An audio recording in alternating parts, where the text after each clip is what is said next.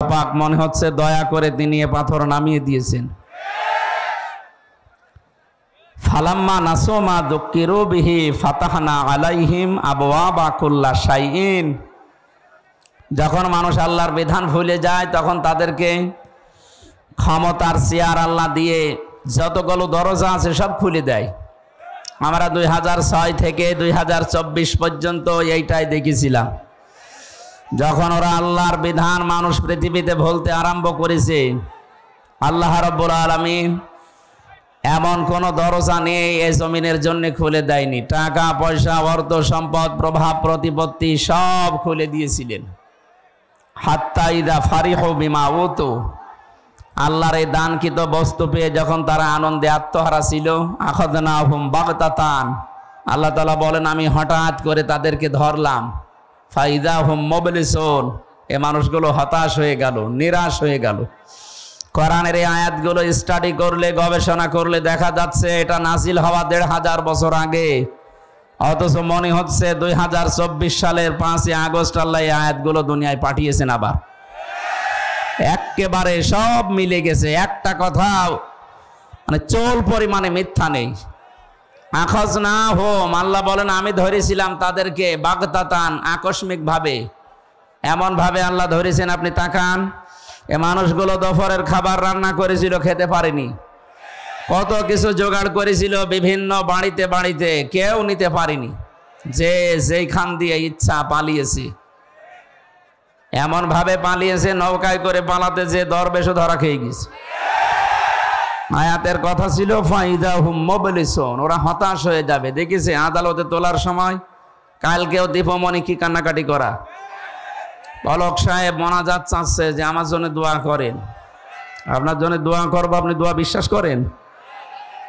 দোয়া করা মানুষগুলোকে আপনি এতদিন সেলখানায় ভরে রেখেছিলেন, কিসের দোয়া করবে আপনার জন্যে?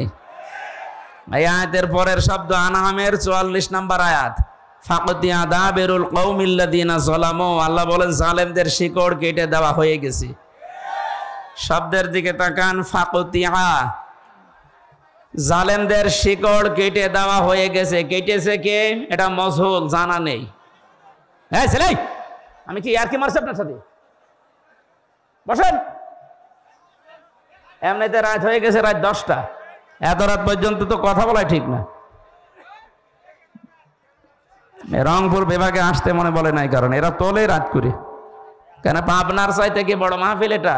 এর চাইতে পাবনা দারুল আমানটা আসতে 10 গুণ মানুষ হয়। 5.5 লাখ 6 লাখ মানুষ রিপোর্ট দিয়েছে এনএসআই। 5 লাখ 6 লাখ মানুষ যেখানে, এখানে তো 50,000 হবে না। এর চাইতে 10 গুণ হবে না সেখানে। কই কোনো গ্যাঞ্জাম দেয়? মাগরিবের পর থেকে এশা পর্যন্ত একজন, এশার পরে 9:30টায় মাহফিল শেষ। তাতে মাহফিল হচ্ছে না? 27 বছর সাইদি সাহেব করেছে। ওরা না রাত 10টা ছাড়া মানুষ আসে না। মানুষ আসে না মানে আপনি সিস্টেম করে ফেলেছেন এটা। আর এসার পরে আমার পরে আবার 2 জন রেখেছে, মানে এই কমিটি কারা? এরা এ কোনোদিন দেয়নি এটা। আগামীতে কোনো জায়গায় অনুষ্ঠান দিলে রাত বেশি করা যাবে না ভাই, মানুষের অনেক কাজ আছে রাত্রে। আপনি এইটাই রাত 11টা 12টা পর্যন্ত করে শেষে তাহাজ্জুদ পড়বে না, ফজরের নামাজ তো আমার মনে হয় অনেকে পড়েই না। অনুষ্ঠানগুলো দেখে যদি মানুষ নামাজের দিকেই না আসে, আখেরাত ভিত্তিক জীবন গঠন না করে, তো এটা দিতে বলিস কে? খালি টাকা কালেকশনের জন্য। এই জন্য তো দুনিয়ার কিছু উন্নয়ন হচ্ছে, আমাদের আখেরাতের কিছুই হচ্ছে না। আগামীতে কোনো জায়গায় রংপুর বিভাগের ভেতরে যদি নিয়ে আসেন, আমি হাতে পায়ে ধরে বলছি আমার সাথে কাউকে রাখবেন না। আর রাখলে ওকে মাগরিব থেকে এশা পর্যন্ত শেষ করে দেবেন। এশার নামাজ যাই কয়টায় হোক, যদি 7:30টায় হয় আমার 8টায় তুলে দেবেন। তাফসীর করতে হলে 1-1.5 ঘন্টা সময় লাগে একটা আয়াতের উপরে। আপনারা মানে তোলেনি রাত 10টায়। আমারে ডাক্তার বলছে রাত 10টার ভেতরে ঘুমিয়ে পড়বেন। সেদিন দেখলেন না রংপুরে এসে কি অবস্থা হয়েছিল? মরেই তো গিয়েছিলাম। আমার মিনি স্টক হয়েছিল ঢাকায় পরীক্ষা করার পর। এই সাইডটা পুরা ড্যামেজ হয়ে গিয়েছিল। ডাক্তার বলছে আপনি ঘুমাবেন, রাত 10টার পরে জীবনেও জেগে থাকবেন না, তাহলে কিন্তু আবার ওই রকম। এখন কি করবো বলেন? আপনাদের বারবার এসে বলছে আমার রাত 9টা থেকে 9:30টায় তুলে দেবেন। কালেকশনই শুরু করেননি। এসার পরে যদি 2 জন রাখবেন তা আমারে নিয়ে আসলেন কেন? আমি ওখান থেকে বাড়ি চলে যেতাম। যেহেতু রেকর্ড হচ্ছে, আগামী থেকে এটা করবেন না ভাই। আমার এই যদি মেরে ফেলেন তে কি গরু দিয়ে চাষ করবেন, গরুই মেরে ফেলবেন, হবে? তত কিছুদিন আরো বাঁচতে দেন। এমনি জালেমরা যা করেছে 3টা বছর, জীবনটা শেষ করে দিয়েছে। 3 বছর ফাঁসির কন্টেম সেলের ভেতরে খেয়ে না খেয়ে বেঁচে আছি, অনেক ভালো। তো মরে যাওয়ার কথা ছিল। ওরা যা আচরণ করেছে, আর যে বৈষম্যের শিকার বানিয়ে রেখেছিল জেলখানার ভেতরে, এত কষ্ট মানুষকে দেবে। আমি তো কোনোদিন জেলে এর আগেও গেছি, কই মনে হয়তো জেলে যাচ্ছি মামার বাড়ি যাচ্ছে, আর এবার জেলে যাচ্ছে জাহান্নামে যাচ্ছে। যে জালেমগুলো এগুলো করেছিলেন, আল্লাহ একেবারে শিকড় কেটে দিয়েছে। এখন অনেকে ঘুরে দাঁড়ানোর চেষ্টায় আছে বিভিন্ন মিথ্যা প্রলোভন দিয়ে। আজ বাইরে যারা আছে পালিয়ে, এরা এখন ব্যবসার বিভিন্ন মডেলদেরকে আহ্বান জানাচ্ছে, বাংলাদেশ জঙ্গি রাষ্ট্র ভরে যাচ্ছে। আরে শয়তান, এই মিথ্যা নাটক তৈরি করে হাজারো মানুষের জীবন নষ্ট করেছে। এই 15.5 বছর মিথ্যা দাবি নিয়ে টিকেছিলে। এই বাংলাদেশ এখন আর 2024 সালের 5 আগস্ট নেই, এটা পার হয়ে গেছে। সুতরাং এখন উল্টাপাল্টা ফতোয়া দিয়ে, মিথ্যা প্রলোভন দিয়ে আর কাজ হবে না। আর পৃথিবীর ইতিহাস এইটা, কোন জালেম যদি পালিয়ে যায় একবার, সে কব্বরে যাওয়ার আগে আর ঘুরে আসে না। যে লক্ষণ সেন 850 বছর আগে পালিয়েছে, আজ পর্যন্ত ঘুরে এসেছে? কোথায় আছে? কবরে। না, কবরে ও তো কবরে দেয়নি, ওরা পুড়িয়ে ফেলিস। আর যারা আল্লাহ রসুলে বিশ্বাস, এই মন মতো বিশ্বাস করেন, পালিয়ে যখন গেছেন আপনি কব্বরে যান, আর ফিরে আসার দরকার নেই। নাকি আপনাদের পুত্রবধূ বলে মায়া করছে? মায়া আপনাদের সম্পর্ক সব নষ্ট করে চলে গেল। আপনাদের সাথে সম্পর্ক ছিল না, এখানে যা আছে আপনারা সব তো হয় শ্বশুর হবেন, নাই দেবর হবেন। কি করে গেল? দেবরের সাথে একটু বলে যাবে, তাও বলেনি, সব এতিম করে চলে গেল ভাবি। সুতরাং এইরকম ভাবের জন্য মায়া কান্না করার দরকার নেই। সে চলে গেছে, ও চলে গেছে, ভালো হয়েছে। অন্তত যদি এখন বিদায় নিয়ে আল্লাহ বিল্লাহ করে জান্নাতে যেতে পারে যাক। আর জালেমরা জান্নাত পাবে না। আল্লাহু লা ইয়াহদিল কওমাজ জালিমিন। জালেমরা হেদায়েত পাচ্ছে না, পাবেও না। কারণ মানুষ যখন সীমা লঙ্ঘন করে, যখন একটা লিমিট ক্রস করে ফেলে, তখন তাকে হেদায়েত থেকে আল্লাহ বঞ্চিত করে দেয়। এই যে ফেরাউনের নাম শুনি আমরা, এই লোকটা কিন্তু মা বাবার খেদমত করিস, কিন্তু বাইরের লোকের সাথে ওর অত্যাচার বেশি ছিল। আমরা দেখলাম এই যে নামি দামি ফেরাউন যারা দুনিয়া থেকে বিদায় এখনো নেয়নি, নেবে, এরাও কিন্তু মা বাবার প্রশংসা করে। তো দুনিয়ার মানুষের সাথে এদের সম্পর্ক ভালো না। ফেরাউনের পুরা জীবন আছে, পড়বেন দেখবেন তাফসিরে ফি জিলালিল কোরআনে। ওর সারাটা জীবন, আমি এই যে এতদিন হায়াতে 650 বছর রাজত্ব করেছে, বিশাল হায়াত পেয়েছিল।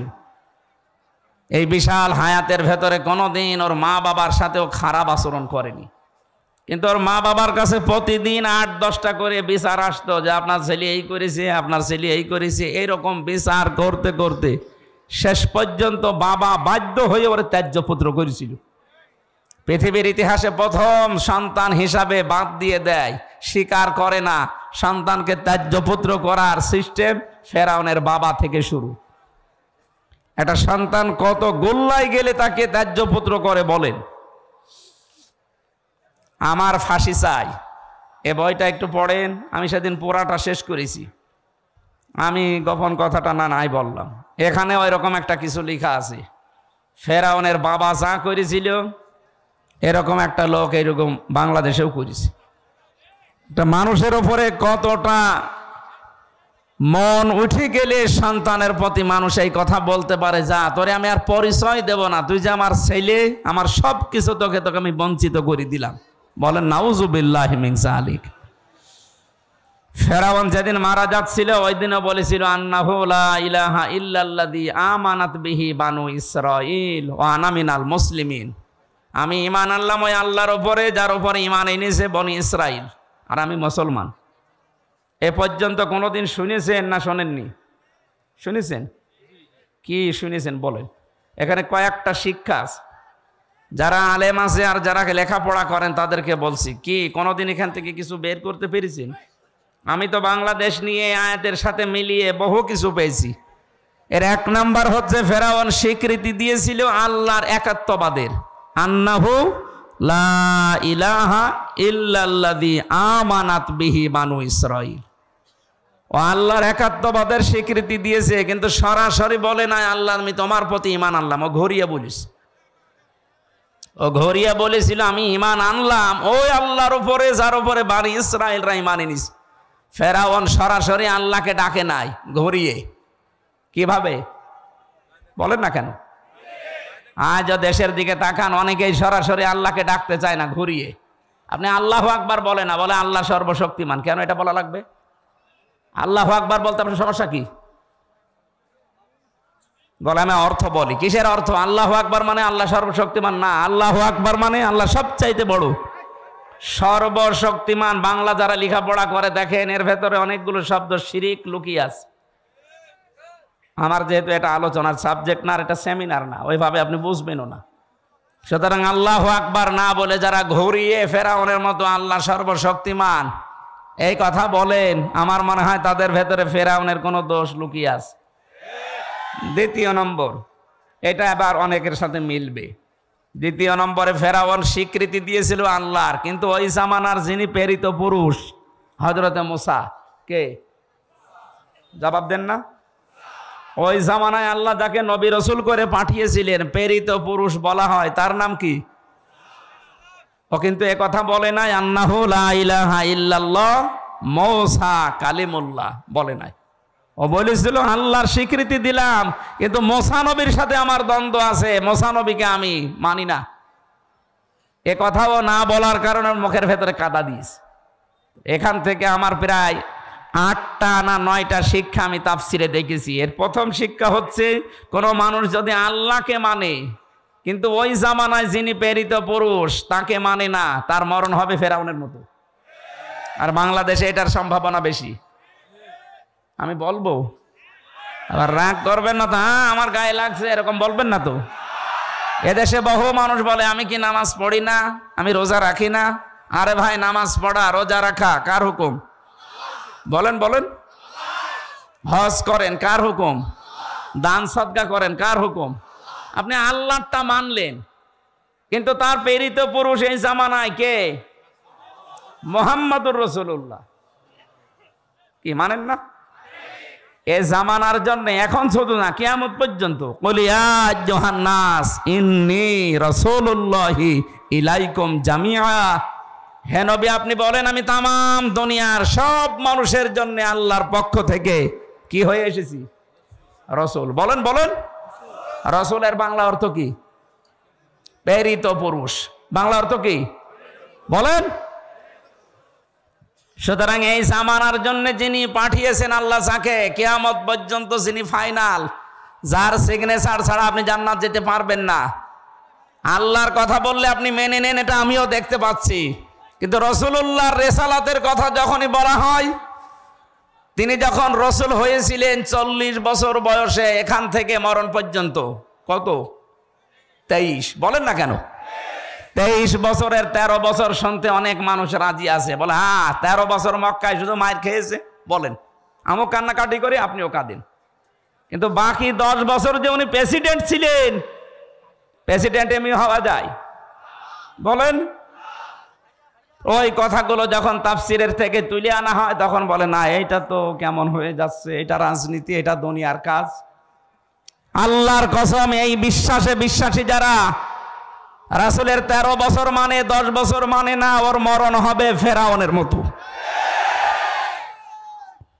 এই হিসাবে বাংলাদেশে এবার মিলান তো মানুষ আছে না নেই? আমি তো অনেক মানুষ দেখতে পাই, কথা বললে বলে আমি আল্লাহকে মানি না, আমি আল্লাহর বিধান মানি না। মানেন তো আমিও জানি, ফেরাউনও আল্লাহ একজন আছে কথা বিশ্বাস করেছিল, ঠেলায় পড়ে। কিন্তু যখন সীমা একেবারে লঙ্ঘন করে গেছে, রিসালাত না মেনে, আল্লাহ তাকে হেদায়েত থেকে বঞ্চিত করে দিয়েছে। তাফসিরে হাক্কানির ভেতরে পেয়েছি, শেষ পর্যন্ত ও মুখ নড়ানড়ি করবে, জিবরাইল এসে কাদা লাগিয়ে দিয়েছে। এই জন্য কারো সীমা যখন অতিক্রম করে একেবারে বর্ডার ক্রস করে, তখন আল্লাহ তাকে বঞ্চিত করে দেয়। ও যদি বলতেও চায়, ওর মুখ দিয়ে আর বের হয় না। হয়তো এখন আর জিবরাইল আসবে না, কিন্তু আপনার মুখ আর জবান আর চালু হবে না।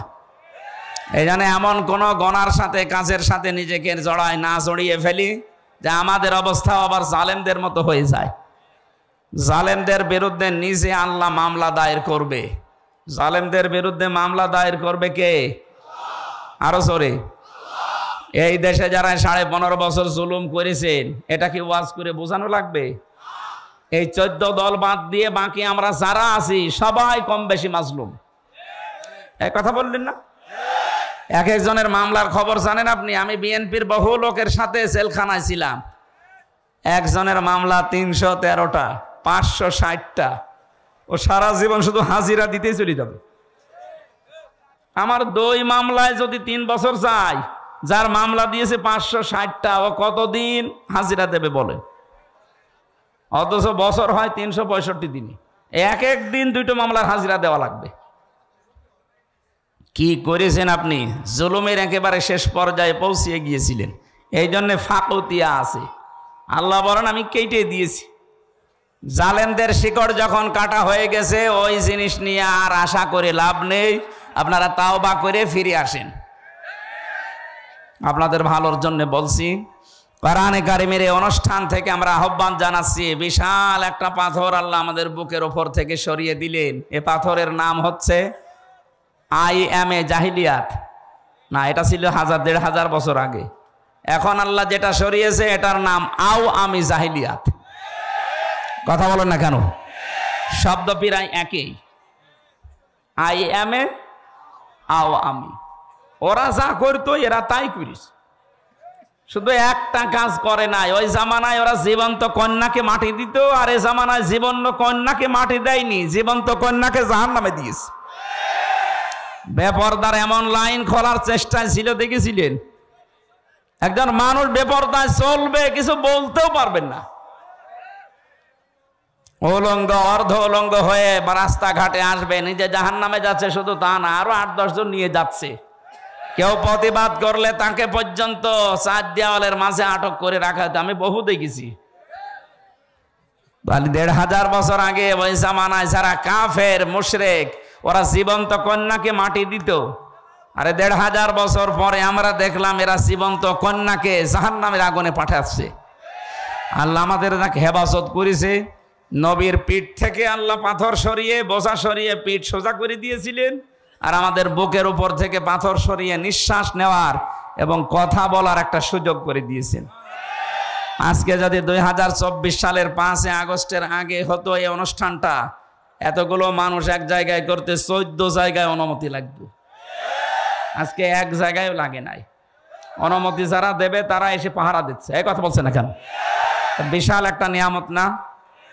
এই নিয়ামত যারা পেয়েছি খুশি হয়ে বলেন আলহামদুলিল্লাহ। দরুদ আর সালাম পড়ছে আমাদের নবী মুহাম্মদুর রাসূলুল্লাহ সাল্লাল্লাহু আলাইহি ওয়াসাল্লামের প্রতি, যার রিসালাতের এই 23 বছরই মেনে নেওয়া প্রত্যেকটা উম্মতের জন্য ফরজে আইন। ফরজ না, ফরজে আইন। নবীজিকে কেউ যদি না মানে, ওর জীবনের গুনাহ মাফ হবে না। এই একটা মানুষই শুধু আল্লাহ পাঠিয়েছেন পৃথিবীতে। এই কথা শোনা লাগবে ভাই, সময় নেই। আমি আজকে কয়েকটা নতুন তথ্য বলছি, যদি জীবনের সাথে না মেলে আজকে থেকে খাতা কলম নিয়ে মিলাবেন।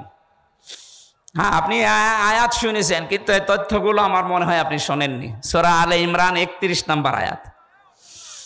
কুল ইন কুনতুম তুহিব্বুনাল্লাহা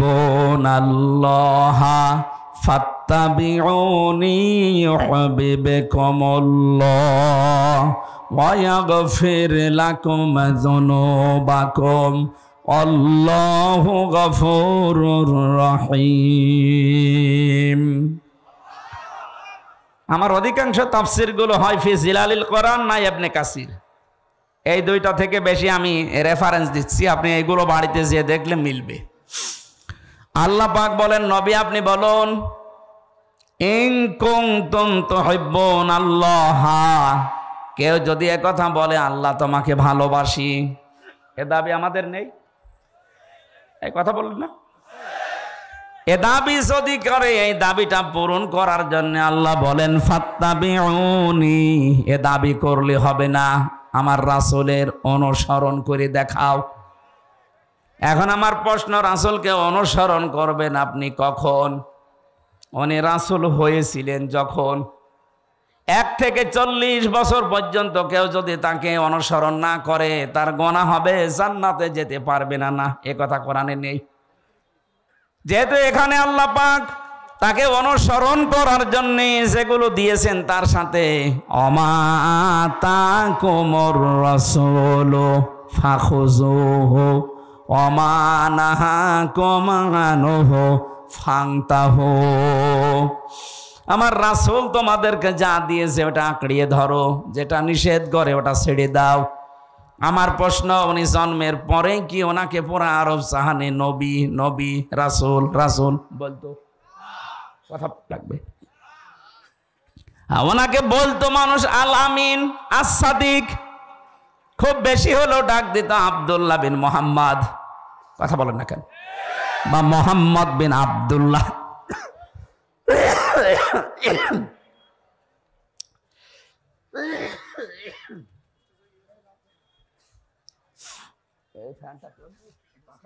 দুই মিনিট দেন তো, 2 মিনিট পরে বন্ধ করে দিন।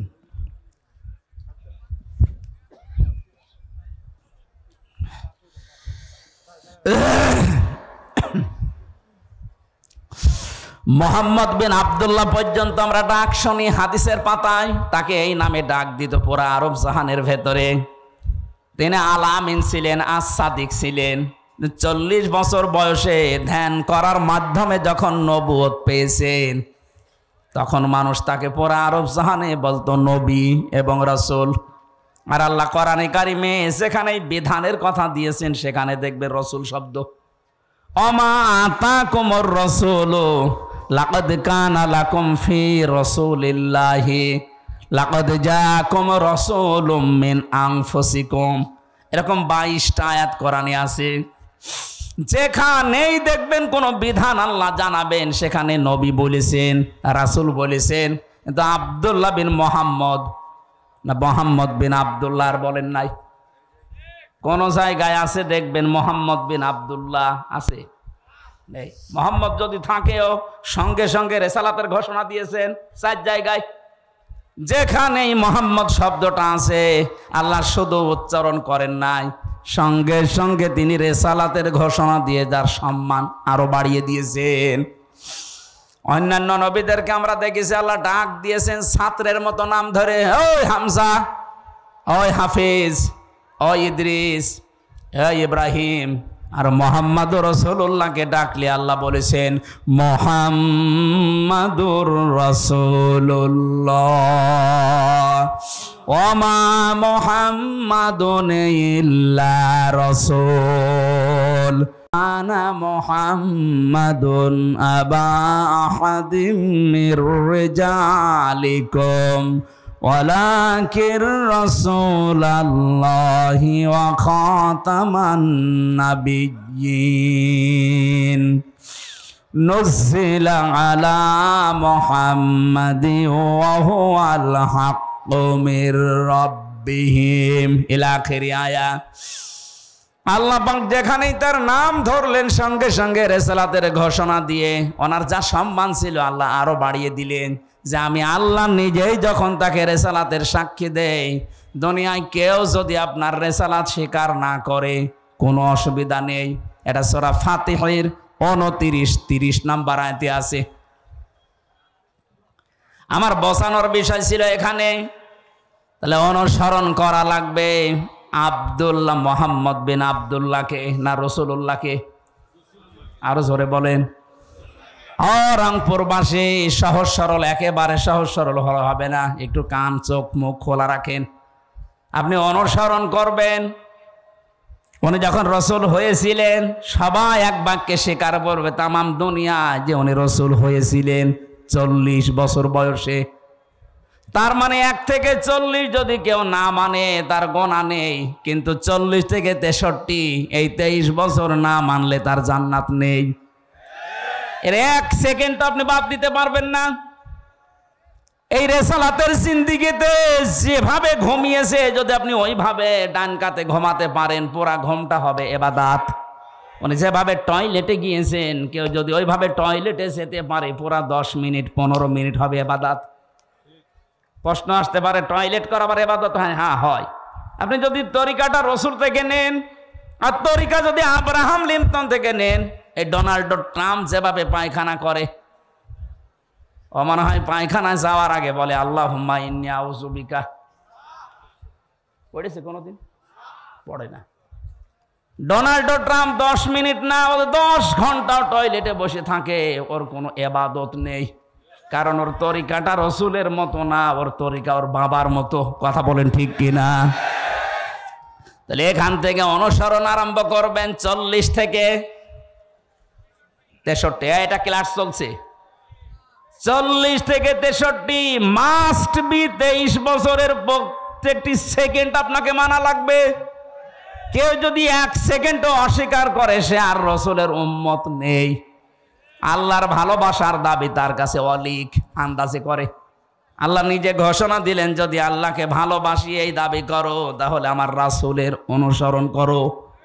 এখন আমার প্রশ্ন, রাসূলের অনুসরণ করবেন অর্ধেক না পূর্ণাঙ্গ? এ বাংলাদেশের সাথে এবার আপনি মিলান তো, বহু মানুষ আমরা রাসূলের আশেক আছে, বহু মানুষ আশেকে রাসূল দাবি করছে, কিন্তু অনুসরণ হচ্ছে আংশিক। হয়তো রাসূলের মতো দাড়ি রাখে, রাসূলের মতো টুপি মাথায় দেয়, জুব্বা গায়ে দেয়, পাগড়ি বাঁধে রাসূলের মতো, জিকির করে রাসূলের মতো, স্ত্রীকে পর্দায় রাখে রাসূলের মতো, অর্থনীতিতে গিয়ে টাকা পয়সার লেনদেনে গিয়ে রাসূলের মতো আর করে না, তখন করে আব্রাহাম লিঙ্কনের মতো। এলাকায় আমি জানি বহু মানুষ এখানে বসে আছে, টাকা ছেড়ে রাখে, টাকা আসে, 1000 টাকা দেয়, প্রত্যেক মাসে মাসে 100 টাকা বেশি পায়। এটা তো বাবা শাহজালাল, সব হালাল। এই এই এই কাজ করেন কারা কারা? হাত তোলেন তো। এ আবার 2 হাত তুলিস, এর মনে হয় মাথার তার কাটা আছে। মানুষ 1 হাত তোলে না, 2 হাত তুলিস, হয়তো তার কাটা বোঝাই যাচ্ছে, সমস্যা আছে। ওর ওই দাঁত বের করা দেখি আমি বুঝেছি যে তার পুরাটাই কেটে গেছে। আমি হাসির জন্য বলি নাই। বলেন, এখানে একটা লোক হাত তুললেন না, সত্যি কি এই গোনা এলাকায় নেই? কার ভয়ে হাত তোলেন না? এই ইদ্রিসের ভয়ে? হ্যাঁ, না না, আমরা এরকম মাহফিল চাই না। যারা এই গোনাতে আছেন আজকে বাড়ি যেয়ে এই গোনা ছেড়ে দেওয়া লাগবে। এটা মায়ের সাথে জেনা করার গোনা। আপনি না খাইয়ে মরে যান, কোনো অসুবিধা নেই, মরে গেলে আপনি জান্নাত পেতে পারেন, কিন্তু মায়ের সাথে জেনা করে গেলে না, আপনার জান্নাত নেই। সুতরাং এই কাজ আজকে থেকেই বাদ দেওয়া লাগবে, নয়তো আপনি মাহফিল শুনতে এসে ভুল করেছেন। অনেকে এই এলাকায় জমি জায়গা, আমি 1 বিঘা জমি ইদ্রিস ভাইকে দিলাম, ওনার কাছে 70,000 টাকা নিলাম, এটারে কি বলে? এই বন্ধক জায়েজ নেই। জায়েজ করার জন্য 2টা পদ্ধতি আছে, যদি মেনে নিতে পারেন তাহলে করবেন, না হলে ওনার জমি ওনারে ফেরত দেবেন। আমি বলবো, আপনি মানবেন তো, নাকি এক কান দিয়ে শুনে আর এক কান দিয়ে বের করে দেবেন? যতদিন ইদ্রিস ভাই আমার জমিটা করে খাবে ততদিন ওনাকে সরকারের যে খাজনা আছে বছরে বছরে, এটা ওনার দেওয়া লাগবে। 2 নম্বরে যখন আমার কাছ থেকে টাকা ফেরত নেবে, এই 70,000 8-10 হাজার টাকা কম নেওয়া লাগবে।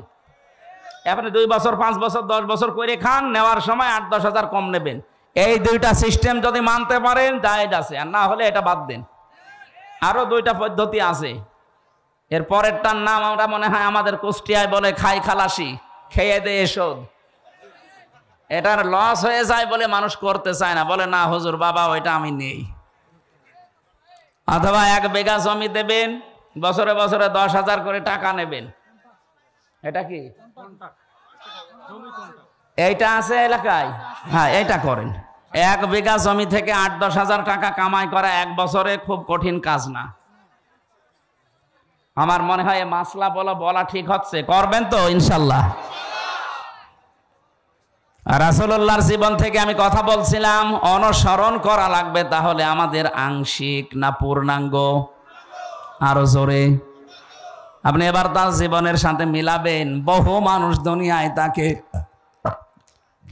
আংশিক অনুসরণ করেছিল। অনুসরণ করে নাই তা না, তারা অনুসরণ করেছিল রসুলকে আংশিক। এই জন্য তারা জান্নাতও যায়নি, জাহান্নামে একেবারে নিচে বসে আছে তারা। আব্দুল্লাহ বিন উবাই, এই লোকটার জীবনী পড়েন, ও পুরা জীবনী আমি শেষ করে দেখেছি। রসুলের পুরাটা জীবনী অনুসরণ করেছে, শুধু রাজনৈতিক জীবনে অনুসরণ করে নাই। আপনারা যেমন অর্থনৈতিক জীবনে মানেন না, উনি শুধু রাজনৈতিক জীবনে রসুলকে মানত না। তাছাড়া নামাজ পড়তো রসুল্লাহর পেছনে, হজ করেছে নবীজির সাথে, রোজা রেখেছে নবীর সাথে, ইফতারি করেছে নবীর সাথে। ওর দাড়ি টুপি পাগড়ি জোব্বা, এমনকি ওর নাম পর্যন্ত পাল্টিয়ে পাল্টিয়ে নবীর কথায়। একবার নবীজি বলেছিলেন আল্লাহর কাছে প্রিয় নাম দুইটা, আব্দুল্লাহ আর আব্দুর রহমান। ওই দিন থেকে নিজের ছেলের নাম রেখেছে আব্দুল্লাহ, নাতি ছেলের নাম আব্দুল্লাহ, নিজের বাবার নামও পাল্টিয়ে দিয়েছে আব্দুল্লাহ, নিজের নামও দিয়েছে আব্দুল্লাহ। এত পছন্দ করতো নবীর কথাকে, শুধু শুনতে দেরি মানতে দেরি করতো না। অথচ এই লোকটা দুনিয়ার স্বার্থের কারণে আল্লাহর নবীর রাজনৈতিক জীবনে তাকে মানে নাই, ও মানতো আবু জেহেলকে। বাংলাদেশে আজ আমরা বহু মানুষ আছি, আমরা রাসূলের অনুসরণ করি ঠিক, কিন্তু আংশিক, পূর্ণাঙ্গ না। আরো জোরে বলেন। কত খানকা থেকে আওয়াজ আসে, কত ইসলামী দল থেকে আওয়াজ আসে, তারা বলে যে দেখো দিনকাল ভালো না, আমরা অসমের ভেতরে নেই, আমরা আছি আল্লাহর রাস্তায়। আরে ভাই, আল্লাহর রাস্তায় তো এইটা যেটা রসুল দেখিয়েছে, বলুন। ওনার ওই টয়লেট করা যদি আপনার ইবাদত মনে হয়, উনি 10 বছর প্রেসিডেন্ট ছিলেন, এইটা ইবাদত মনে হয় না? এটা ইবাদত না মনে করার কারণেই তো দেশের অবস্থা এই। আমরা যদি সবাই রাসূলের এই 23 বছরের জীবনকে সত্যি ইবাদত মনে করে অনুসরণ আরম্ভ করতাম, আমাদের মরণ ওই ফেরাউনের মতো হইতো না। আজ হাজারো মানুষ ফেরাউন হয়ে মরে যাচ্ছে, কথা বলেন ঠিক কিনা? তাহলে রাসূলকে আজকে থেকে অনুসরণ করা লাগবে, আংশিক না পূর্ণাঙ্গ? আমি আবার বলছি, আংশিক না পূর্ণাঙ্গ? আপনি এবার নিবে জীবনের সাথে মিলান, আপনার অনুসরণ কি সত্যি আংশিক হচ্ছে না পূর্ণাঙ্গ? না না। তাহলে আংশিক হলে হয় আপনার মরণ হবে আব্দুল্লাহ বিন উবাইয়ের মতো। ও যেমন জাহান্নামে শুধু গিয়েছে তা না, জাহান্নামের নিচে গিয়েছে। ও ছিল মুনাফিকদের সর্দার। আর মুনাফিকদের ব্যাপারে আল্লাহর কথা, ইন্নাল্লাহা জামিউল মুনাফিকিনা ওয়াল কাফিরিনা ফি জাহান্নামা জামিআ। অবশ্যই আমি জাহান্নামে একত্রিত করব মুনাফিক আর কাফেরদের। আগে আল্লাহ দিয়েছেন মুনাফিকের নাম, তার মানে মুনাফিক থাকবে নিচে, উপরে থাকবে কাফের। আবু জেহেল মুনাফিক ছিল না কাফের ছিল? আরো জোরে বলেন। বাংলাদেশে আমরা যারা মুনাফিক হয়ে মরে যাচ্ছি, আমরা আবু জেহেলেরও নিচে যাব। কি বললাম আপনি খেয়াল করেছেন? আবু জেহেলের চাইতেও নিচে থাকা লাগবে জাহান্নামে।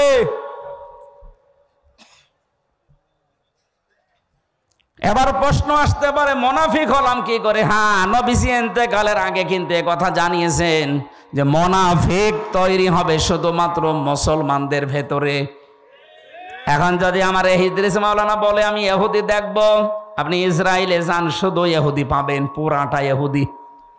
কেউ যদি আমারে বলে আমি হিন্দু দেখব, পাশের রাষ্ট্রে যান, ভারতে যান, শুধু হিন্দু পাবেন। কেউ যদি বলে আমি খ্রিস্টান দেখব, আমেরিকায় যান, শুধু খ্রিস্টান। কোন মানুষ যদি বলে বৌদ্ধ দেখব, এই যে পাশের রাষ্ট্র মায়ানমারে যান, শুধু বৌদ্ধ পাবেন। ওই লোকটাই যদি বলে আমি জাহান্নামে নিচে থাকবে মুনাফিক, মুনাফিক দেখব, কোথায় পাঠাবো? বাংলাদেশে। কারণ এই দেশে 100 জনের 96 জন মুসলমান আমরা, তাহলে মুনাফিক এই দেশে থাকার সম্ভাবনা বেশি। বলুন, আপনি একবারও খেয়াল করেছেন যে আপনি থাকবেন কোথায়? মুনাফিক হয়ে যদি আমরা এখন মারা যাই, আমরা থাকবো কিন্তু আবু জেহেলের উপরে না নিচে? ইন্নাল মুনাফিকিনা ফিদ-দারকিল আসফালি মিনান নার। আসফাল ইসমে তাফসিল, সুপারলেটিভ ডিগ্রি এটা, এর উপরে কোনো শব্দ আরবিতে হয় না। আল্লাহ পাক বলেন মুনাফিকদেরকে আমি রাখবো একেবারেই নিচে। ওয়ালাং তাজিদা লাহুম নাসীরা, তাজিদার আগে লান আছে, মজারের আগে লান আসলে বাংলা অর্থ দাঁড়ায় জীবনেও হবে না। আল্লাহ বলেন এদেরকে কেউ সাহায্য করার জন্য এগিয়েও যাবে না। আজ বাংলাদেশে অনেক জালেম ধরা পড়ছে, জালেমদের সুপারিশের জন্য দেখছি অনেক মুনাফিক পর্যন্ত এগিয়ে যাচ্ছে যে না এটা আমার বিআই ছিল, এটা আমার ব্যবসায়িক পার্টনার ছিল।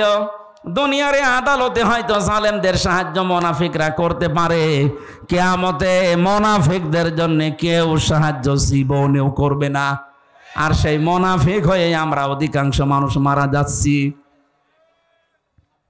আয়াতুল মুনাফিক সালাসা, মুনাফিকের আলামত চিহ্ন তিনটা। ইদা হাদ্দাসা কাযাবা, কথা বললেই মিথ্যা বলে। এদেশে নেই? আর জোরে বলেন।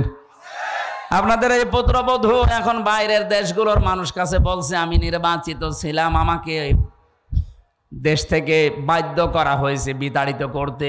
এত বড় মিথ্যা কথা আপনি বলছেন কি করে? আপনি নির্বাচিত ছিলেন এই কথা শয়তানও বিশ্বাস করবে? কেন এই মিথ্যা কথা বলেন? তাহলে মিথ্যা যে বলে কথা বললেই সে আল্লাহর নবীর ভাষায় কি? আরো জোরে বলেন।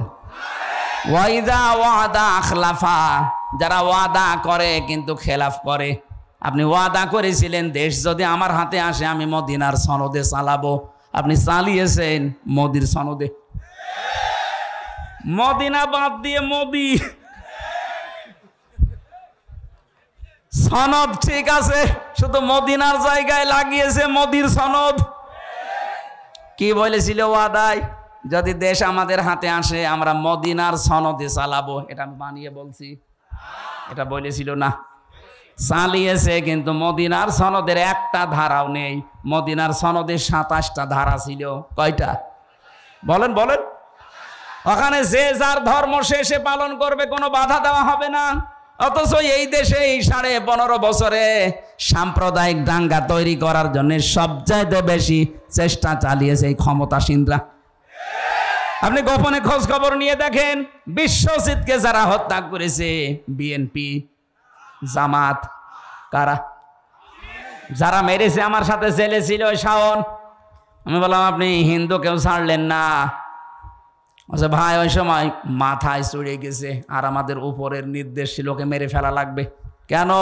কাকে একে মেরে ফেলে একটা রাজনীতি করা যাবে। তো এই দোষটা আমরা চাপিয়ে দেব ইসলামপন্থীদের উপরে। বিরোধী দল যারা আছে তাদের উপরে দোষটা চাপিয়ে আমরা যেন আরো বেশি দিন থাকতে পারি। আমার সাথে 3টা বছর আমাদের রাইটার ছিল এই শাওন। ওই হিন্দু বিশ্বজিৎ বারবার ওকে বলেছিল যে ভাই আমি মুসলমান না, কিসের শিবির, আমি তোমার মুসলমানই না। আমার কিন্তু হাফ হাতা না, ফুল হাতা। ওর ফুল হাতা না, তার বরাবরে ছাড়ে নাই। ওই এত করে বলছিল যে ভাই আমি মুসলমান না, আমার হাফ হাতা। কিসের হাফ হাতা, আমি ফুল হাতা। তার বরাবরে ছাড়ি নাই। শুধু কি একটা লোকের কথা? সাম্প্রদায়িক আরো কত কাজগুলো করেছে আপনি একটা একটা করে হিসাব নেই। যে রামুর মন্দির, বৌদ্ধ মন্দির ভাঙা, এতদিন পর্যন্ত নাই মিডিয়াগুলো গলা আটকিয়ে ধরেছিলেন, চেপে ধরেছিলেন, এখন তো সব খুলে যাচ্ছে। বিশেষ করে দিগন্ত টেলিভিশন খুলে গেছে, আমার দেশ পত্রিকা ওপেন হয়ে গেছে। দেখেন কি করেছেন, সব ভিডিও ক্লিপ ফাঁস করবে। এতদিন যে মিথ্যা ছড়িয়েছেন সব এখন ওপেন হয়ে যাবে। টাকলা মোরাদের নাম শুনেছেন? মাত্র 6 মিনিট 32 সেকেন্ডের একটা অডিও ক্লিপ ফাঁস হয়েছিল। এতেই তার জীবন যৌবন সব শেষ। তার মন্ত্রিত্ব গেছে, দলীয় পদ গেছে। এখন যে কোন গর্তে আছে আল্লাহ জানে, আর ও জানে। মাহিয়া মাহির সাথে মাত্র 6 মিনিট 32 সেকেন্ডের একটা অশ্লীল অডিও ক্লিপ ফাঁস হয়েছিল। আর এখন যাদের ধরা হচ্ছে অডিও না, সব ভিডিও। এদের অধিকাংশ নাকি রাত 12টা 2টা পর্যন্ত। অনেকেই তাদের ঘুম পাড়াতে, মাথা টিপে দিতে, বুক পা হাত বাকি জায়গা টিপতে রাত 2টা পর্যন্ত মানুষ লাগতো। এগুলো শুধু আন্দাজে না, সব ভিডিও বের হচ্ছে।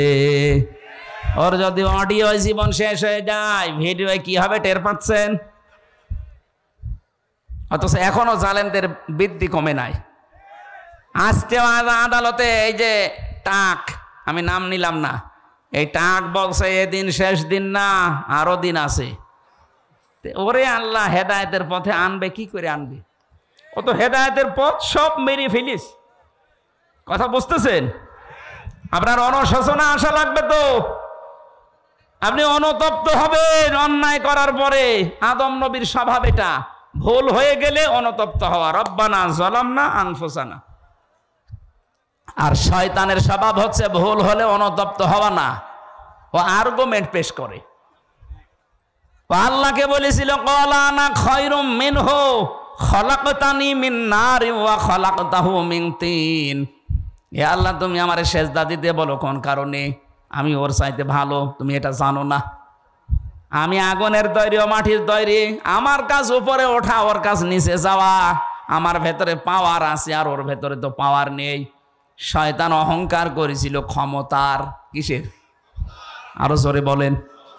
কিয়ামত পর্যন্ত যারা ক্ষমতার অহংকার করবে, সে যেই হোক, ও আর মানুষ নেই, ও টাটকা শয়তান। শয়তানকে আল্লাহ দুইটা জিনিস থেকে বঞ্চিত করে দিয়েছে। এক নম্বরে কোনোদিন আল্লাহ শয়তানকে মাফ করবে না। দুই নম্বরে কোনোদিন আল্লাহ শয়তানকে জান্নাতে দেবে না। কথা বলে না কেন? প্রশ্ন আসতে পারে, বাংলাদেশে শয়তান থাকে কোথায়? সূরা আরাফ 16 নম্বর আয়াতে আছে, ক্বালা ফাবিমা আগওয়াইতানি লা আকউদান্না লাহুম ইলা সিরাতাকাল মুস্তাকিম। আল্লাহ পাক বলেন, শয়তান আমাকে চ্যালেঞ্জ দিয়ে বলেছিল, রব্বুল আলামিন, যাদের জন্য আজ আমার সব বরবাদ হয়ে গেল, এদেরকে আমার সাথে আমি জাহান্নামে নেওয়ার জন্য কোন খারাপ রাস্তায় যাব না। লা আকউদান্না লাহুম সিরাতাকাল মুস্তাকিম, ভালো ভালো রাস্তার মোড়ে মোড়ে আমি কিন্তু অবস্থান নেব। শয়তান সিনেমা হলের সামনে যে দেখবেন রংপুরে পাবেন না, কারণ ও জানে যে এখানে যারা বান্ধবী নিয়ে আসবে শো দেখতে, এগুলো আমার চাইতে বড় শয়তান। শয়তান রাজবাড়ির ওই গলন্দ ঘাটে যায় না, কারণ ও জানে যে এখানে যারা আসে এ আমার চাইতে খারাপ। শয়তান যায় কোথায়? এই দেওতে, পীরগাছা, রংপুরে কোরআনের আলোচনা হবে। শয়তান মানুষের সুরত নিয়ে হোক আর শয়তান নিজেই হোক, ও বসে আছে বিভিন্ন জায়গায়, মানুষকে ধোঁকা দিয়ে বোকা বানিয়ে বলবে এখানে কি, এখানে রাজনীতি হবে, চলো যাই। অর্ধ উলঙ্গ উলঙ্গ ড্যান্স হচ্ছে, ওইটা দেখে চোখের মজা নাও। এই কথা বলছেন এখন? এরকম শয়তান নেই? আছে, হয়তো আপনি দেখতে পাচ্ছেন না তাই।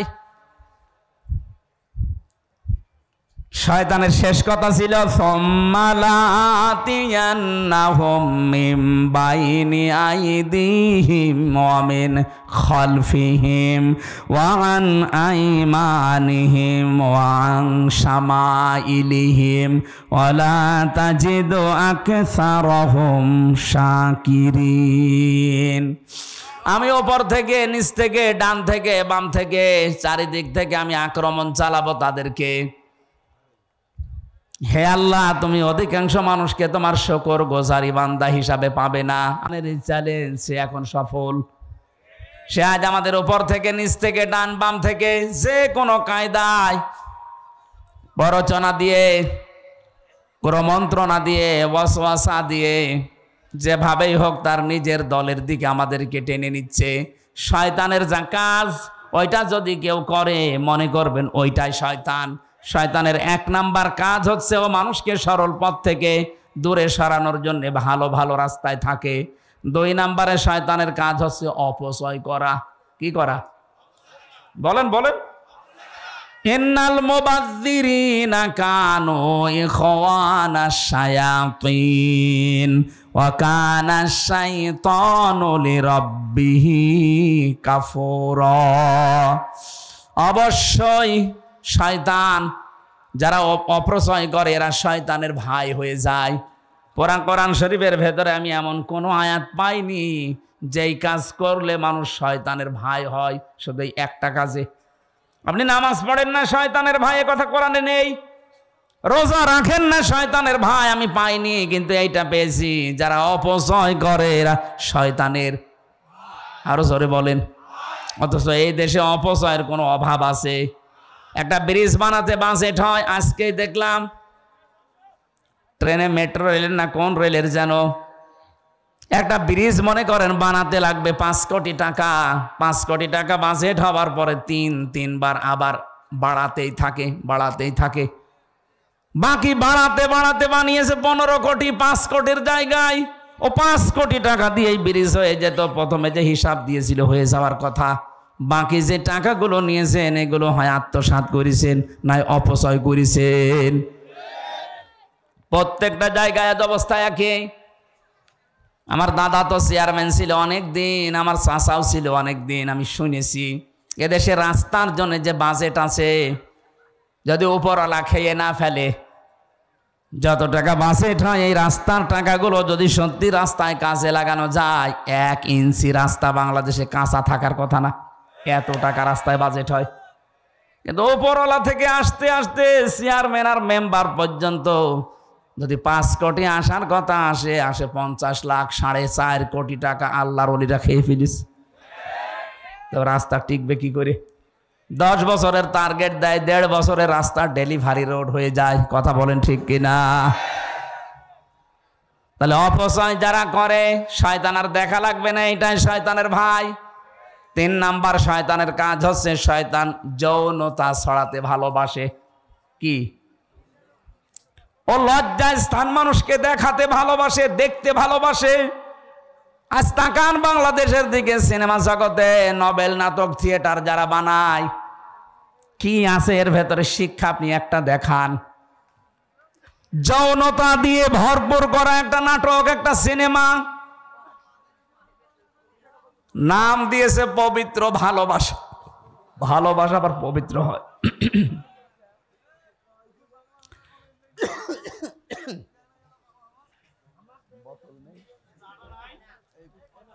বোতল দেখি।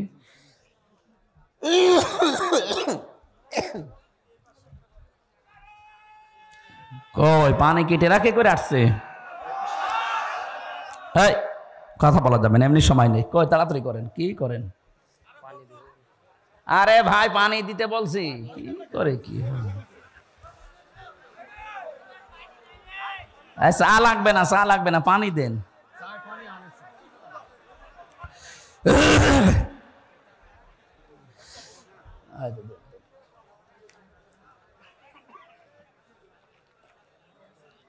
এটা থাক এখানে, কেউ নিয়ে না। সুবহানাল্লাহ, আলহামদুলিল্লাহ, লা ইলাহা ইল্লাল্লাহ, সুবহানাল্লাহ, আলহামদুলিল্লাহ। এই ছেলে, কোথায় যাও? 1-1.5 ঘন্টা বসে থাকতে পারো না, আবার বিয়ের জন্য লাফাও।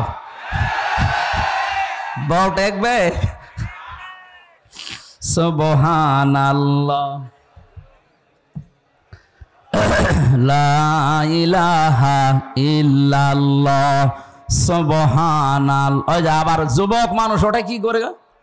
হ্যাঁ, বুড়ো মানুষ উঠলে নাই বোঝা যায় যে ও কি করবে আল্লাহ জানে। আরে যুবক মানুষ উঠলে তো সমস্যা। ঠিক আছে।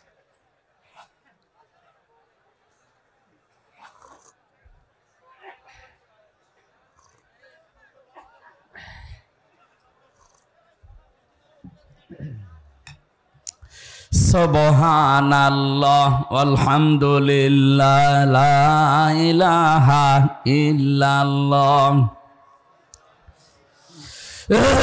সুবহানাল্লাহ, আলহামদুলিল্লাহ, লা ইলাহা ইল্লাল্লাহ, মুহাম্মাদুর রাসূলুল্লাহ। অপঞ্চকে রংপুর বাসে আমরা মুনাফিকের যে আলামতগুলো একটা একটা করে বলছিলাম। 3 নম্বরে, যখন মানুষের কাছে আমানত রাখা হয় মানুষ তা খেয়ানত করে, এটা হচ্ছে মুনাফিক। আর এদের স্থান আল্লাহ দেবে জাহান্নামের ওপরে না নিচে? যেহেতু বাংলাদেশে আমরা মুসলমান বেশি, মুনাফিক থাকার সম্ভাবনা বেশি। আমার ভেতরে আবার মুনাফিকের জার এসে গেল না তো? এই হিসাবে আমাদের সতর্ক থাকা দরকার। দাড়ি গোপ মোষ, এই যে আজকের সভাপতি যিনি, উনি যদি এখন দাড়ি কাটতে যায়, মোষ কাটতে যায়, সেলুনওয়ালাকে বলবে ভাই এই যে ব্লেড, এটা দিয়ে আপনি কয়জনকে সেভ করেছেন বলেন। যদি বলে এর আগে আরো 4-5 জনকে করা আছে, উনি যদি সচেতন মানুষ হয় 100 বার বলবে আগে ব্লেড পাল্টান। এর আগে যাদেরকে সেভ করেছেন, ওর যদি কোনো জায়গা কেটে যায়, ওর ওই রক্তের ভেতরে কি আছে জীবাণু আমি জানি না, ওইটা যদি আমার ভেতরে লাগে, ওইটা আমার ভেতরে আসতে পারে। দাড়ি সেভ করতে গিয়ে, গোপ কাটতে গিয়ে এত সচেতন মানুষটা, অথচ মোনাফিকের যে জার্মগুলো আমি কথা বললাম এতক্ষণ, এটা আবার আমার ভেতরে এসে গেল কিনা একটা বারের জন্য আমাদের অনুভূতি নেই, চিন্তাও নেই। পাগলও তো চিন্তা করবে। এই জন্য মোনাফিকের যে কথা বলছিলাম, আব্দুল্লাহ বিন উবাইয়ের অনুসরণ করা রাসূলকে হয়েছিল ঠিক, কিন্তু পূর্ণাঙ্গ না আংশিক। আমরা আবার যেন রাসূলের অনুসরণ আংশিক না হয়, যেন পূর্ণাঙ্গ হয়। আল্লাহ পাক আয়াতের ভেতরে ফাত্তাবিউনি দিয়েছেন, যদি আমার রাসূলের অনুসরণ পূর্ণাঙ্গ করতে পারো, ইউহিব্বুকুমুল্লাহ, আমি নিজেই তোমাদেরকে ভালোবেসে ফেলেছি, না ভালোবাসবো। এখানে আলেম নেই। ইউহিব মোজারে, বর্তমান ভবিষ্যৎ, প্রেজেন্ট ফিউচার। কেউ যদি রাসূলের অনুসরণ পূর্ণাঙ্গভাবে করবে বলে সিদ্ধান্ত নিয়ে চলতে থাকে, যখন পূর্ণাঙ্গ অনুসরণ করা আরম্ভ করব এই কথা বলে পথ চলবে, তখন আল্লাহ ওকে ভালোবাসা আরম্ভ করবে। তার মানে যার আংশিক অনুসরণ হচ্ছে, এখনো সে আল্লাহর ভালোবাসা বলেন না কেন?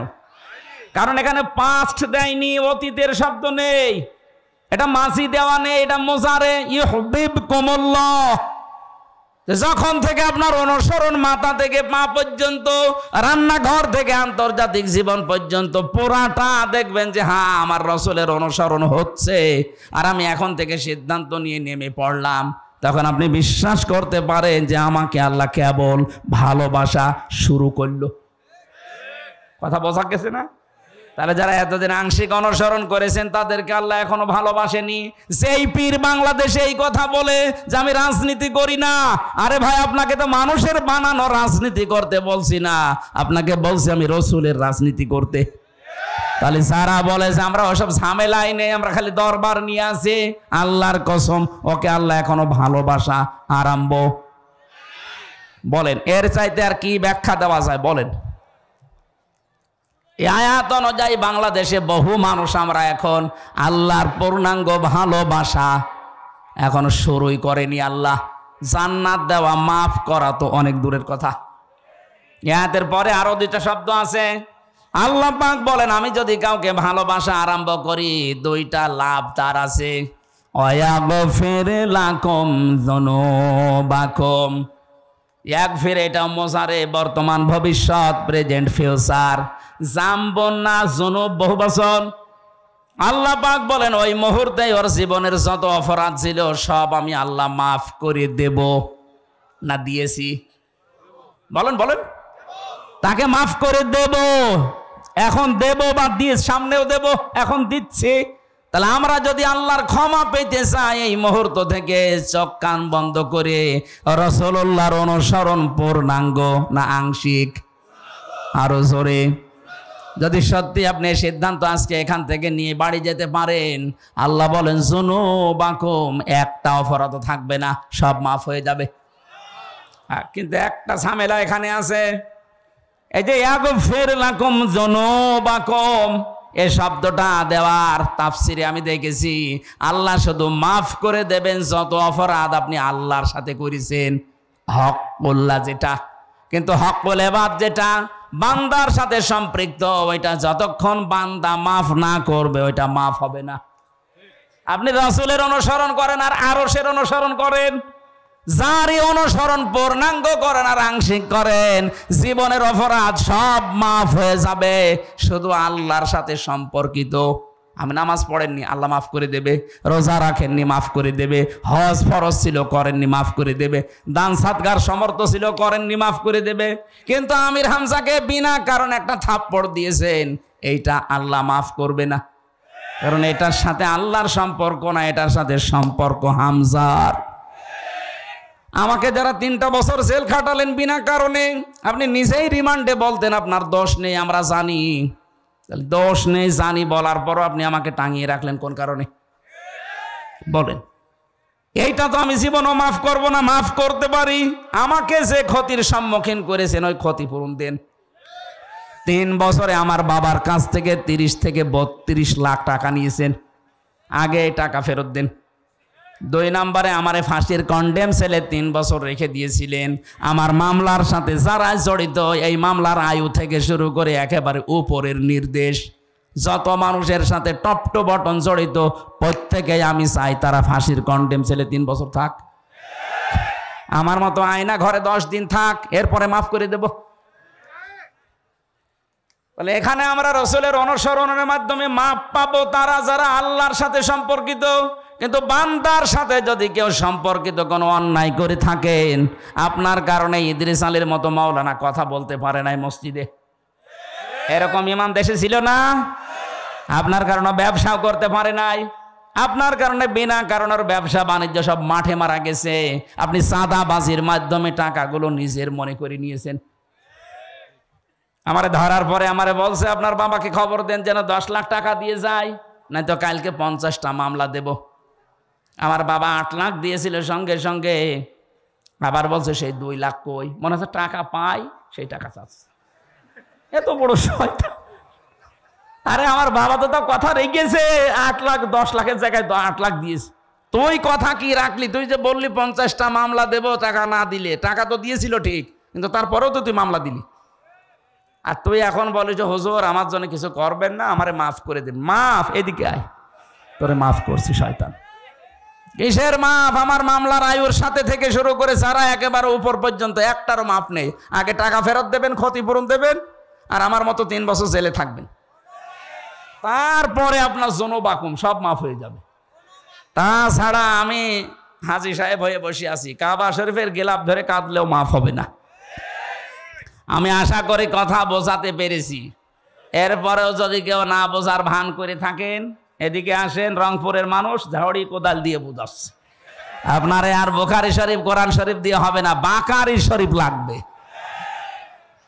আমার আজকের আলোচনার বিষয়, আমি দিনের বেলা এখানে কোন জায়গায় যেন আজকে এসেছিলাম সকালে, তাম্বলপুর, ওখানে বলেছিলাম যে তহমত সময় পাইনি, এই জন্য শেষ করতে পারিনি। আজকের ওই আয়াত থেকে বাকি কথাগুলো আমরা কমপ্লিট করতে চাই। এই যে উঠে চলে যাচ্ছে কে? ওইটা বাদাম বিক্রি করছে, ঠিক আছে পড়েন। আউযু বিল্লাহি মিনাশ শাইতানির রাজিম।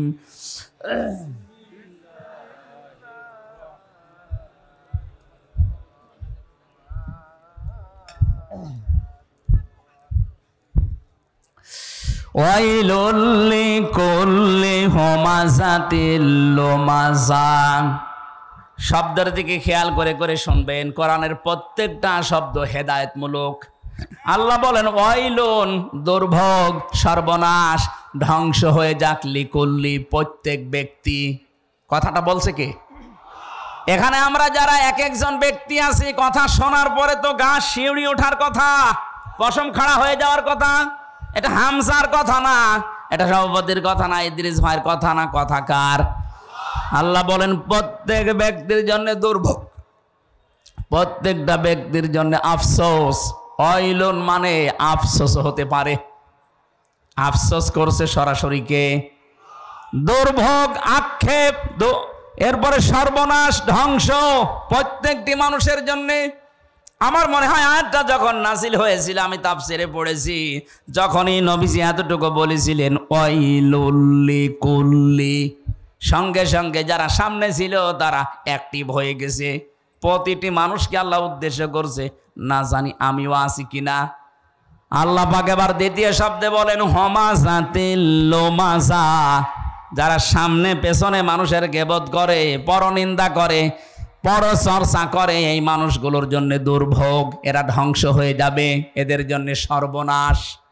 অথচ এই গোনাটা বাংলাদেশে সবচাইতে বেশি। আপনি দেখেন যে যেখানে আছে ওই জায়গা থেকে আমরা গীবতকে ঘি ভাতের মতো মনে করি। ঘি ভাত যেমন খেতে ভালো লাগে, গীবত করতে মনে হয় তার চাইতে বেশি ভালো লাগে। কথা বলেন না কেন? কবরে নবীজি দুইজনের আযাব দেখেছিলেন। জিবরাইল এসে বলে এখানে আযাব হচ্ছে। নবীজি বলেন এই দুইজনের আযাব খুব বড় পাপের কারণে না, একজন প্রসাব করে পবিত্র হতো না এই ছিটা ফোঁটা থেকে, আর 2 নম্বরের ব্যক্তি হচ্ছে মানুষের দোষ চর্চা করতো, গীবত করতো।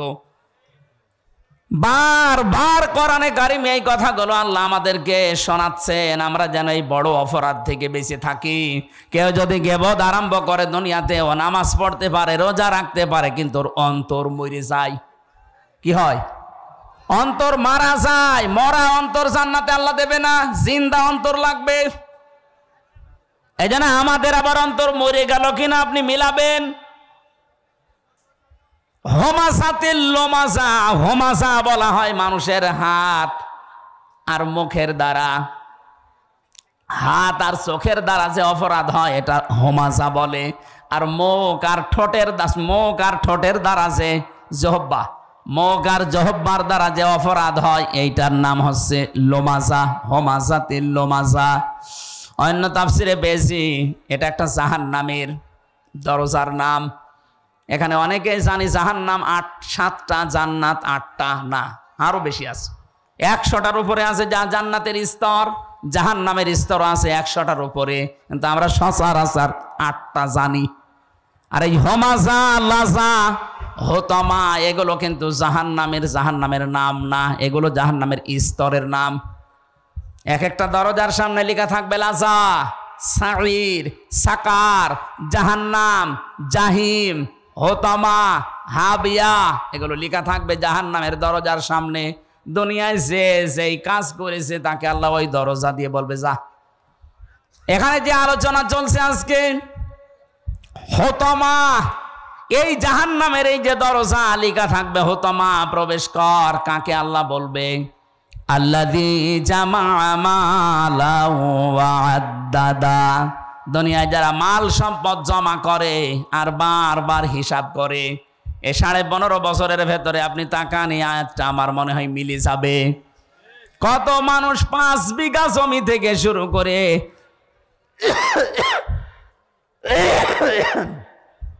700 বিঘা পর্যন্ত জমি বানিয়েছে 5 বছরে। আমি পটুয়াখালী একজনের নাম জানি, মারা গেছে লোকটা, এই জন্য বললাম না। ও নির্বাচনের আগে মাত্র 5 বিঘা জমির মালিক ছিল। 2 বারের এমপি লোকটা 700 কত বিঘা জমির মালিক। আপনার জমি লাগে কত? একটা মানুষের চলতে জমি লাগে কত বলেন তো? একজনেই যদি 750 বিঘা জমির মালিক হয়, তে বাকিও জেলায় আর মানুষ নেই। মাল সম্পদ যারা জমা করেছিলেন আর বারবার গণনা করেছিলেন, কি হয়েছে বলেন তো? কোরআনে কারীম জানিয়েছে কাল্লা, কখনোই না, ইন্নাহা লাযা, তোরে আমি লাজায় দেব। নাযাআতাল লিশাওয়া তাদউ মান আদবারা ওয়া তাওয়াল্লা ওয়া জামাআ ফাআওয়া। লাজার ভেতরে যারা একে প্রবেশ করানো হবে, সঙ্গে সঙ্গে চামড়া খসে যাবে। কি খসবে? আমি আলু ছড়ানো দেখেছি জেলখানায়। আলু ছড়ায় কি করে? এটা হাত দিয়ে এভাবে না, মেশিনের ভেতরে ধরলে আলু ছিলে যায়। একটু মেশিনের সামনে ধরবেন, আলু পোড়া পরিষ্কার করে চামড়া ছিলে দেখাবে, পোড়াটা পাল্টিয়ে গেছে। আমি ওই জায়গা থেকে দেখেছি জাহান্নামের আয়াতটা, নাযাআতাল লিশাওয়া, লাজায় আল্লাহ মানুষকে দেওয়ার সঙ্গে সঙ্গে তার চামড়াটা আল্লাহ আগে খুলে দেবে। এই জাহান্নামে লাজা কাদেরকে ডাকবে জানেন?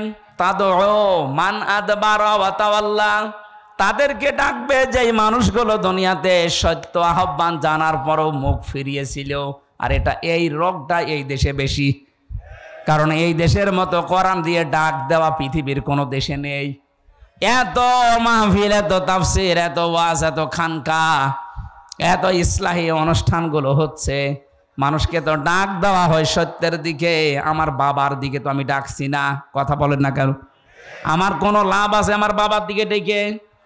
আমি তো ডাক দিয়েছি কোরআনের দিকে, যারা জমা করছেন মাল সম্পদ আর পঞ্জীবিতে এগুলো খালি হিসাব হিসাব হিসাব করে রাখেন, আপনাকে কিন্তু হতমায় যাওয়া লাগবে। আল্লাযী জামা মালা ওয়া আদ্দাদা, মালের ব্যাখ্যা আমি ওই দিনের বেলায় 19টা পেয়েছিলাম। পৃথিবীতে মাল বলতে প্রথমে নেককার স্ত্রীদেরকে নবীজি বুঝিয়েছেন, দ্বিতীয় নম্বরে মাল বলতে এই পৃথিবীর ময়দানে ক্ষমতাকে বুঝিয়েছেন। এই যে চেয়ার, এগুলো মালের অন্তর্ভুক্ত।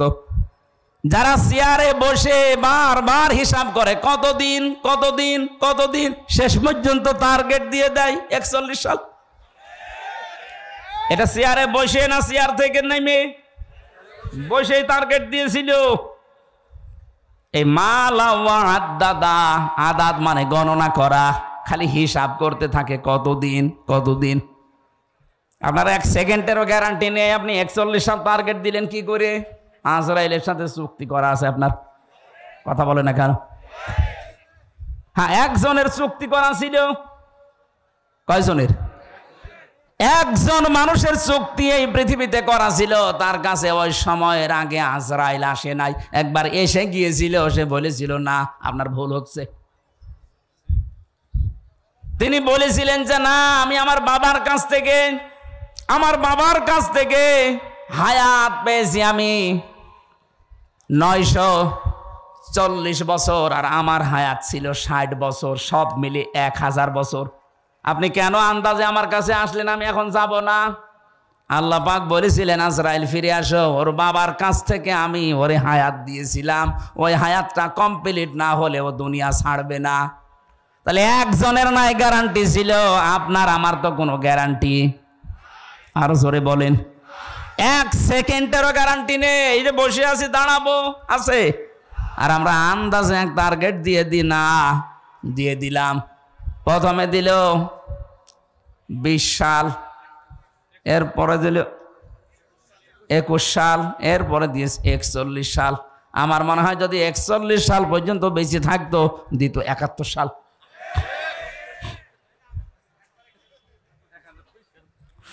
না, এগুলো আপনি হাসির সালে নিবেন না। মাল সম্পদের ভেতরে প্রথম নাম্বারে নেককার মহিলাকে মাল বলা হয়, উত্তম মাল এটা। 2 নম্বরে ক্ষমতার চেয়ারকে মাল বলা হয়। 3 নম্বরে অর্থ কড়িকে মাল বলা হয়। 4 নম্বরে যুদ্ধের অস্ত্র শস্ত্রকে মাল বলা হয়। আমি এরকম 19টা পড়েছি তাফসিরের ভেতরে। যারা এগুলো পায় দুনিয়ায় আর জমা করে আর মনে করে এগুলো আমার কাছে স্থায়ীভাবে থাকবে, ইয়াহসাবু আন্না মালাহু আখলাদা, ও মনে করে আমার এই সম্পদ, আমার এই ক্ষমতা, আমার এই প্রভাব প্রতিপত্তি, আমার এই জমি জায়গা, আমার এই অস্ত্র শস্ত্র আমাকে চিরস্থায়ী করে রাখবে। আখলাদা। যারা এই ধারণা করেছিল তাদেরকে চিরস্থায়ী করে কোনো সম্পদ রাখে নাই। আবু লাহাবের কথা আল্লাহ কোরআনে দিয়েছেন, তাব্বাত ইয়াদা আবি লাহাবিন ওয়া তাব্বা মা আগনা আনহু মালুহু ওয়া মা কাসাব। ধ্বংস হয়ে যাক আবু লাহাব, তার 2 হাত সহ, এবং সে নিজেও, এবং সে ধ্বংস হয়েছে। ওয়া তাব্বা মা আগনা আনহু মালুহু ওয়া মা কাসাব। তার যে অর্থ সম্পদ, টাকা পয়সা যা সে উপার্জন করেছিল, একটাও কাজে আসে নাই। যারা মনে মনে করেন ক্ষমতা আমাকে চিরস্থায়ী করে রাখবে, চিরস্মরণীয় করে রাখবে, আমি মারা যাওয়ার 500 বছর পরও আমার আলোচনা হবে না, আল্লাহ বলেন ওই সম্পদ তোকে চিরস্থায়ী করবে। এটা ভুল ধারণা। কাল্লা। কি বলছেন? কাল্লা। কাল্লা মানে কল্লা। কাল্লা, কখনোই না। লায়ুম বাযান্না ফিল হুতামা, তোকে আমি হুতামায় দেব। কোন জায়গায়? হুতামা কি? নারুল্লাহিল মুকাদা, এটা আল্লাহর জ্বালানো আগুন। প্রশ্ন আসতে পারে জাহান্নামের অন্যান্য আগুনগুলো আল্লাহ জ্বালায়নি, জ্বালিয়েছে, কিন্তু এটা বেশি জাল দেওয়া। নারুল্লাহিল মুকাদা আল্লাতী তাত্তালিউ আলাল আফইদা। অন্য জাহান্নামে গেলে আগে কলিজা পড়বে, কথা আমি পাইনি, কিন্তু হুতামায় গাওয়ার সঙ্গে সঙ্গে আগে মানুষের কলিজা পুড়ে শেষ হয়ে যাবে। আল্লাহ যেন প্রশ্নবাচক চিহ্ন দিয়েছেন, আমা আদরাকা মাল হুতামা। নবী আপনি জানেন এই হুতামা কি? হোতামার পরিচয় এটা আল্লাহ নিজে যেহেতু চালিয়েছে, এখানে কেউ পড়লে আগে কলিজা পড়বে। পৃথিবীর আগুনের সিস্টেম হচ্ছে যেখানে লাগে ওই জায়গা পুড়ে যায়। আপনি হাত দেবেন এভাবে হাত পুড়ে যাবে, কলিজা পুড়বে না? পুড়বে। কিন্তু জাহান্নামে হোতামা যেটা আল্লাহ যে আগুন জ্বালিয়েছে, এই আগুনে যেখানেই লাগবে আগে কলিজা পুড়বে। ইন্নাহা আলাইহিম মুসাদা ফি আমাদিম মুমাদ্দাদা, এটা একেবারে বেষ্টন করে রাখবে আপনাকে লম্বা লম্বা আগুনের খুঁটির সাথে। আল্লাহ পাকে জাহান্নামে হোতামার আসামিদেরকে বেঁধে রাখবে। বলেন নাউজুবিল্লাহ। এই যে ভয়ঙ্কর কথাগুলো আল্লাহ আমাদের শোনালেন, এই জাহান্নাম থেকে বাঁচার জন্য যেই কাজগুলো দুনিয়াতে এখন আঞ্জাম দেওয়া লাগবে, প্রথম নাম্বারে কারো পেছনে লাগা যাবে না, যেটা আমরা সবচাইতে বেশি করছি। ছোট্ট একটা হায়াত 50, 60, 70 বছরের, এরপরে তো আপনি এই হায়াত আর পাবেন না। নিজেকে নিয়েই তো ব্যস্ত থেকে শেষ হয়ে যায়। মানুষের পেছনে লাগেন কি করে? কথা বলে না কেন? আজ ফেসবুকটাই দেখেন, এ ওর পেছনে, ও ওর পেছনে সময় দিচ্ছে, অথচ নিজের কোনো চিন্তা নেই। নিজের চরিত্র যে কত খারাপ, শয়তান পর্যন্ত চরিত্র দেখলে হাসে, আরো অন্যের পেছনে লেগে সময় নষ্ট করছে। হাম্মাজিম মাশাইম বিনামিম। আল্লাহ পাক বলেন যে মানুষটা নিজের দোষ নিজে দেখে না, অন্যের দোষগুলো অনুসন্ধান করে আর মানুষকে হেয় প্রতিপন্ন করার জন্য শুধু দোষ খুঁজে বেড়ায়, এই মানুষটা হচ্ছে জাহান্নামে হোতামার আসামি। বাংলাদেশে যত মানুষ জাহান্নামে আমরা যাব, ও সবচেয়ে বেশি আমার মনে হয় যাওয়া লাগবে হোতামায়। কথা বলেন না কেন? আজকে থেকে সিদ্ধান্ত নিয়ে যাবেন, দুনিয়া একদিকে চলে যাক, কারো পেছনে না। আমার নিজেরটা আমি নিজে দেখি একটু। আমি যা তৈরি করেছি এই 50 বছরে, আমার তো 33 বছর, এই 33 বছরে আমি যা করলাম, এখনই যদি মারা যায়, আল্লাহ যদি আমার হাত ধরে সামনে দাঁড় করিয়ে বলে হামজা বল, 33 বছরের একটা জীবন দিয়েছিলাম, পাই টু পাই হিসাব দিয়ে যা। 33 বছর না, 33 ঘন্টার হিসাব দেওয়া তো সম্ভব না। আপনি কোন কারণে মানুষের পেছনে লেগে সময় নষ্ট করেন? মিজানুর রহমান আজহারি ভাই সবচেয়ে এটা বেশি বলতেন যে মানুষের পেছনে লেগে সময় নষ্ট করে কোন কারণে? নিজের পেছনেই তো সময় দেওয়ার সময় পাইনি। ছোট একটা জীবনে নিজের পেছনে সময় আমার নেই। আমার বিশাল কাজ পড়ে আছে, আমি পেছনে তাকাবো, মানুষের পেছনে লাগবো কোন কারণে? এজন্য আমাদের আজকে সিদ্ধান্ত নিয়ে বাড়ি যাওয়া লাগবে। এই গীবত, এটা ঘি ভাতের মতো, এটা মেয়েদের ভেতরে সবচাইতে বেশি। কোন এলাকায় যদি গীবতের মতো এই গোনা চালু হয়, নবীজি জানিয়েছেন ওই এলাকার মানুষের দোয়া কবুল বন্ধ হয়ে যায়। আপনি খেয়াল করেছেন? এখানেও যদি কেউ গীবতকারী মানুষ থাকেন, এর কথা ওর কাছে লাগানো, ওর কথা ওর কাছে লাগানো, মানুষকে ছোট করার জন্য, হেয় প্রতিপন্ন করার জন্য ফেসবুকে কোনো স্ট্যাটাস ছেড়ে দিয়েছেন, তাহলে আপনি থাকাকালীন এই মাহফিল কবুল হবে না। আপনি চলে যান ভাই, যান যান, ওই যে একজন চলে যাচ্ছে, যান তাড়াতাড়ি যান। অনুশোচনা করলেন, অনুতপ্ত হলেন। 3 নম্বরে বললেন এই কাজ জীবনে আর রিপিট করা যাবে না। 3টা শর্ত মেনে তওবা করার সঙ্গে সঙ্গে দেখা গেল আল্লাহ বৃষ্টি দিয়েছেন। মুসা নবীর মতো মানুষ, শুধু একজন তালাতালি করা মহিলা আছে, এই জন্য দোয়া কবুল হচ্ছে না। আর আমাদের এখানে কত মানুষ এই পাপে পাপি বসে আছি আমরা, আমাদের দোয়া মাঠে মারা যাবে। এই জন্য তালাতালি করার স্বভাব এখনো যার আছে, মানুষকে হেয় প্রতিপন্ন করা, ছোট করার অভ্যাস যার, চলে যান ভাই, নাইতে মাহফিল কিন্তু হবে না। 2 দিন কেন 14 দিন দিলেও এভাবেই পড়ে থাকবে। কথা বলছে না কেন? এটাতে কত বড় গোনার কাজ, নিজের মরা ভাইয়ের গোশত খাওয়ার সমান। হযরতে সাবিত রাদিয়াল্লাহু তাআলা আনহু, ওনার আরো বড় নাম আছে, এতটুকু আমার মনে আছে। ওনার কাছে এক লোক এসে কথা বলছিল, হঠাৎ তিনি বললেন কথা বন্ধ করেন। কেন? আপনার মুখ দিয়ে মানে গোশতের গন্ধ বের হচ্ছে, আমার পচা গোশত। কই, আমি তো আজকে গোশত খাইনি। উনি ডাক দিয়ে বললেন, সত্যি করে বলেন তো, আপনি কি কারো বিরুদ্ধে কোনো কথা কারো কাছে লাগিয়েছেন? মাথা নিচু করলেন। হ্যাঁ, আল্লাহর কোরআন জানিয়েছে ফাকারিহতুম ইন তাজতানিবু ইয়া আইয়ুহাল্লাযীনা আমানু জতানিবু কাসীরাম মিনাজ-যন্নি ইন্না বা'দাজ-যন্নি ইসমুন ওয়া লা তাজাসসাসু ওয়ালা ইয়াগতাব বা'দুকুম বা'দা আইয়ুহিব্বু আহাদুকুম আইয়াকুলা লাহমা আখিহি মাইতান ফাকারিহতুম। কোন মানুষ যদি সত্যি গীবত করে, একের কথা অন্যের কাছে লাগায়, যার ভেতরে যে দোষ নেই ওই দোষের কথা বলে বেড়ায়, অথবা বানিয়ে বানিয়ে তার নামে একটা দোষ লাগিয়ে দেয়, ও যেন মরা ভাইয়ের গোশত খায়। অথচ তোমরা সবাই এই কাজটা অপছন্দ করো, তারপরও দুনিয়ায় করো। আমরা যেহেতু এই কাজ অনেকে আসি, আজকে তওবা করে বাড়ি যাব, জীবন চলে যাক, আমি গীবত করব না। কথা বলে না কেন? গীবত থেকে মুক্ত হওয়া যাবে না। গীবত যদি চালিয়ে যান তাহলে আপনার অন্তর কিন্তু মরে যাবে। যতই নামাজ পড়েন, জিকির করেন, আর অন্তর চালু হবে না। জাগ্রত হওয়ার জন্য গীবত এই মুহূর্ত থেকেই বন্ধ। প্রশ্ন আসতে পারে, আমরা যে এতক্ষণ কথা বলেছি অনেকের নামে গীবত না, কয়েক জায়গায় কথা বললে গীবত হয় না। কথাগুলো বুঝতে হবে। যেই সন্তান সমর্থ আছে কিন্তু টাকা পয়সা মা বাবাকে দেয় না, তাদের পেছনে খরচ করে না, তাদের সেবা যত্ন করে না, এরকম সন্তানের নাম ধরে মানুষের কাছে বলা যায় জাস্ট। কথা বোঝাতে পারিনি? যেই মানুষটার সামর্থ্য আছে মা বাবার খেদমত করা এবং তাদের পেছনে খরচ করার তার সামর্থ্য আছে, এরপরেও যদি কোনো মানুষ, কোনো সন্তান মা বাবার খোঁজ খবর নেয় না, তাদের পেছনে খরচ করে না, তাদের সাথে ভালো ব্যবহার করে না, তাহলে ওই সন্তানের নাম ধরে জাতিকে সতর্ক করা যায় যে এই লোকটা কেমন, কিন্তু এরকম, এর সাথে কিছু করলে হিসাব নিকাশ করে করবেন।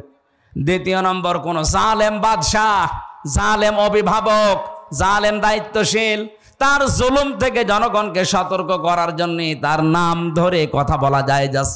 এই দুইটা, আমি এই দুইটাকে ব্যাখ্যা করে আরো দুইটা পেয়েছি, অন্তত এই দুইটাই শোনেন। যেই সন্তান তার মা বাবার খোঁজ নেয় না, সামর্থ্য থাকার পরেও তার নাম ধরে জাতিকে সতর্ক করা জায়েজ, কারণ জাতি না বুঝে তার সাথে আত্মীয়তা করতে পারে, লেনদেন করতে পারে, শেষে সেও ধরা খাবে। যে তার মা বাবারই খোঁজ নেয় না, সে আপনার সাথে কি খোঁজ খবর রাখবে? দুই নম্বরে, এই পৃথিবীর ময়দানে যেই মানুষগুলো জালেম অভিভাবক হতে পারে, প্রশাসনে, বিচার ব্যবস্থায়, ক্ষমতায় যারাই আছে, এমনকি মা বাবাও হতে পারে, কোন জালেম সম্পর্কে জাতিকে সতর্ক করার জন্য তার নাম ধরে কথা বলা যায় জাস্ট। এই দুইটা বাদ দিয়ে বাকি কোনো জায়গায় আপনি গীবত কারো জন্য করতে পারবেন না। আর আমরা এই দুইটা সামনে রেখেই কথা বলি, আন্দাজে বলি না। আমি আবার বলছি, আমি সহ যারা এসেছি আর যাই করি, গীবতের এই গুনাহ যেন আমল নামায় না থাকে। আপনি যার গীবত করবেন ওর গুনাহগুলো অটোমেটিক আপনার আমল নামায় চলে আসবে, আর আপনার যা সওয়াব ছিল ওর আমল নামায় চলে যাবে। এরকম পাগল দেশে আছে, আছে মানে আমরাই। আল্লাহ আমাদের হেফাজত করুন, আমিন। বারাকাল্লাহু লানা ওয়া লাকুম ফিল কোরআনিল আযীম। আমার লিখিত বই কারাগারে বসে লিখেছিলাম, 2-3 দিন আগে বের করেছি, ওটা নিয়ে যাবেন যাওয়ার সময়। ব্যাগ যারা নিয়ে গেছেন, এই ব্যাগের ভেতরে আরো টাকা নেবেন। ও ব্যাগ ছাড়েননি? ব্যাগ মনে হয় ছাড়া হয়নি। যারা নিয়ে যাচ্ছে ওনাদের কাছে নিয়ে যাই, মোনাজাত করে যাবেন। আমি মুসাফির অবস্থায় আছি। মহিলা মানুষের মুখে দাঁড়ি হলে করণীয় কি? চিকিৎসা করাবেন না কেটে ফেলবেন? মতিউল ইসলাম ডাবলু লন্ডন প্রবাসী 24 শতক জমি দিয়েছে, 2 লাখ টাকা দিয়েছে। মারহাবা, আল্লাহ যেন কবুল করেন এই গোরস্থানের জন্য। যারা 1 লক্ষ সব দিয়ে দিয়েছে, আবার কি লাগবে?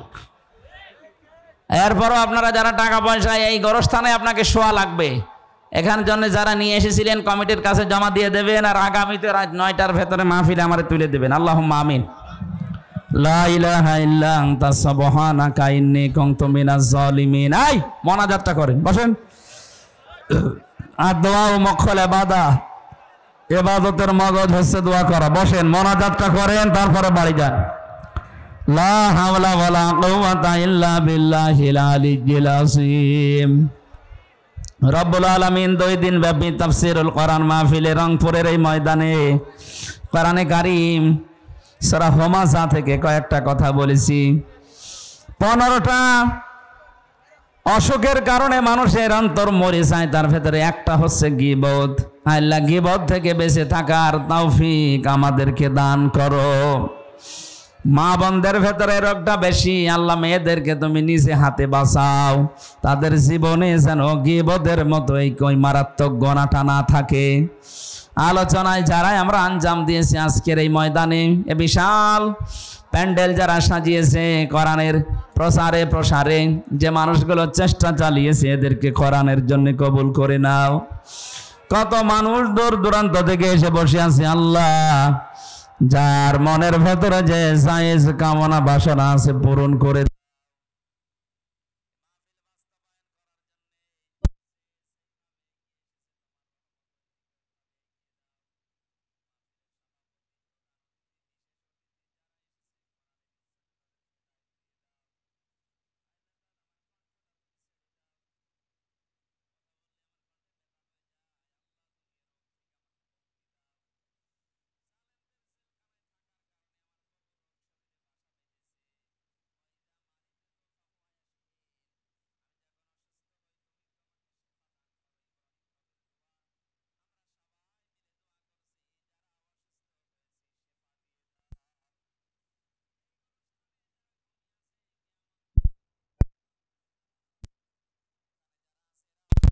আত্মীয় স্বজন, মা বাবা, ভাই বোন, স্ত্রী পুত্র আছে, এদের হাতের ওসিলায় এই কবরগুলোকে জান্নাত বানিয়ে দাও। এই গোরস্থানের যত প্রয়োজন আছে আল্লাহ তুমি নিজ গুণে নিজ খাজানা থেকে পূরণ করে দাও। বারাকাল্লাহু লানা ওয়া লাকুম ফিল কোরআনিল আযীম।